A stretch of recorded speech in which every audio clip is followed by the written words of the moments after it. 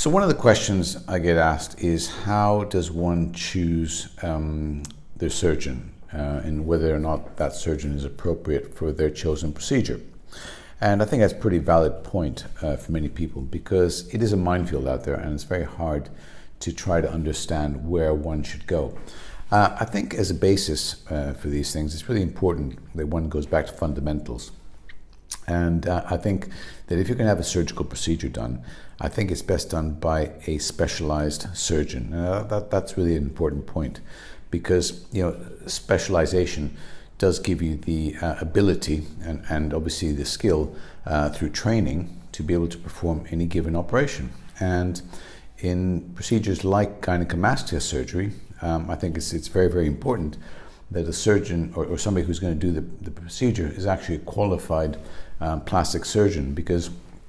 out of all the different specialties out there that do exist, surgical specialties, I suppose plastic surgery is one that deals with primarily with soft tissue, the skin and the underlying tissues like fat and gland, as is the case in gynecomastia surgery. So I think you'd want to try to ensure that the surgeon that you choose is actually a specialized, qualified plastic surgeon. Now, it's fairly easy to check these out these days, because the General Medical Council, who governs us as doctors, has a list of everybody on the register. So if you're thinking about having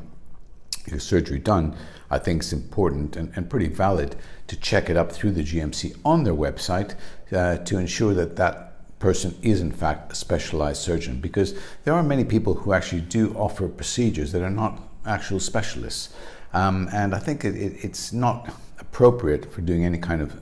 specialized surgery as well, because there's no point in somebody saying, oh, you know what, I'm a doctor, or I've done some training in surgery,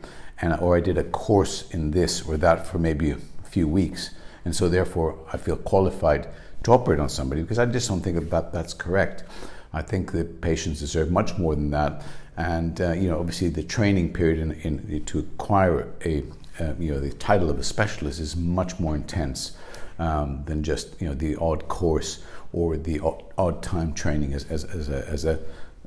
trainee surgeon. So I think it's really important that people focus on this point as the very basic thing to check on before undergoing any surgery.